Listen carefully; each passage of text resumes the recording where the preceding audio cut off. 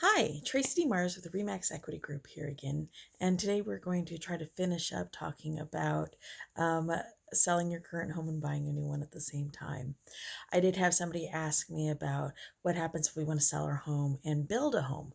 Well, there's a couple different building options. There's the custom build, and then there's the development build. A custom build where you buy land and have a home built is a little bit more involved. I actually did it with my current home, and we had to go get a construction loan that turns into a residential loan. But we had to have the bid for the house we're going to build with everything put together and then get the full loan for that full amount. And that's kind of where I'm going to leave that one today. If you have more information or you want more information on doing a custom build, let me know. You can always contact me at traciedmars@aol.com, and I am happy to go over that in more detail with you. But that one's a little bit more involved. Most people, are looking at like building with a builder and a development. And it really depends on the builder that you're working with. Some builders will not start the process of permits and building the home until you've sold your current home. And this is for their protection, really, because they don't want to build this home and then you back out because you can't sell your home. That leaves them with, inventory, which they probably can sell in today's current market. But some builders got burnt with that, years past when the market crashed. And this is an option, but again, it's not an option that'll work for everybody because after you sell your home again, what are you going to do? Are you going to go stay with family, or are you going to do an Airbnb for a while, or are you going to rent for a while? Because typical for time frame to build a home is about 6 to 9 months. And I mean, you have, anywhere between 4 to 8 weeks, could be 12 weeks for permits. And then the build time is usually about 4 to 5 months, depending on weather. So there is that option. Some builders, I actually have 3 clients right now who are living in their current homes and building with this one builder. And what's going on, so 2 of them are actually, their homes are due to be completed in December. So at the end of this month, we're putting their homes on the market. In the current market, I expect them to sell pretty quickly. And so we'll either need a longer rent back or a longer close time. Instead of like a 30, 45-day close, we might need like a 50, 60-day close, depending on how their completions are looking for their new homes that are being built. This builder is okay with going ahead and starting the process and getting things going and building the homes because, they understand that these people are probably going to sell their home fairly quickly in this market. So if you're looking at working with a builder for your new home, always bring in your agent. I think next week we're going to talk the difference between a seller's agent, a buyer's agent, and the dual agent. I don't think I've talked about that yet. So we'll talk about that next week.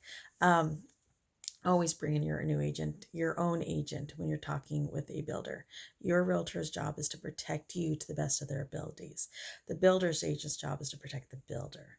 And I have friends who are builder's agents and they are fabulous, but they work for the builder. All right. So again, if you're thinking about selling your home and building a new one with a builder, you really might want to consider the types of builders that are out there. There are some cheaper builders out there, but again, you kind of get what you pay for. There's a couple of national builders, and again, they're national, so they're not really invested in the community or anything. It's kind of like, oh, this is what you get. And then we have some really good local builders. There's a couple that I can think of mine that I absolutely love. But again, it's really going to be talking to the builder and, hey, do I need to sell my home before you'll even start? Or is it okay for me to make the offer and go ahead and get started and then sell my home as we get closer to my new home's completion? So that's something that you'll want to talk about with your realtor. Going back to some of the things what we've talked about, I want to recap. If you're thinking about selling your home and buying a new one, your first step is to talk to your realtor. Have a realtor come up, give you a price range, things you might want to do to get your home ready to go on the market, and say this is your net. And then you're going to take that information to your lender and get pre-approved for your new home. And again, question to ask, because I did have somebody say, well, hey, we're only pre-approved for this much in our new home. I'm like, is that your pre-approval loan amount? Not counting the amount that you're getting from the current home. That means you're actually pre-approved for this amount. So again, talk to your realtor if you have questions. We can even talk to your lender for you and ask the right questions so you're getting the right answer, because it is confusing. And then once you talk to your lender, you get pre-approved. Now our goal is, okay, how are we going to work this?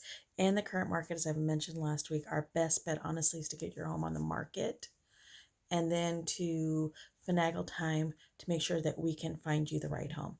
So get your home on the market, get it listed on the market for sale, and make it contingent on you finding a new home and closing at this point. So that way it does make your offer a little bit stronger in case the home you're looking at has multiple offers.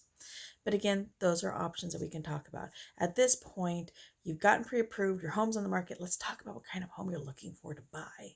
What's your top 3 things you're looking for in a home? And let's go try to find them. And then again, you can give me a list of pros and cons of everything you want in your new home. And I'm going to tell you that unfortunately, there is no such thing as perfect. Everyone's going to have to settle somewhere. What we're looking for is your top 3 things you're looking at for your new home. And remember, the best place to go look for new homes is, the best place to go on the market to look at homes is, not Zillow, and not Trulia, not Redfin. Those are marketing sites, which means they're just for marketing. A lot of the information on there isn't current. I had a client send me a home yesterday. Tracie, we want to go look at this one. I can't show you that house. It went pending on September 7th. It doesn't do us any good now. All right. Can't show you a pending home. So one of the things you might want to do, like I said, let's talk about the homes. Where are you going to go look at homes at? RMLS.com. RMLS.com, that's Robert, Mary, Larry, Sam, is going to take you to something called HomeSnap. And HomeSnap is actually an agent-owned site. So we pay dues to it every 3 months, and we change up that website 24 hours a day, 7 days a week. The homes go pending, the homes go active. I've got 4 new listings coming up for sale this month, and I will put them up on the market anywhere between, any time of the day, depending on what we're looking for.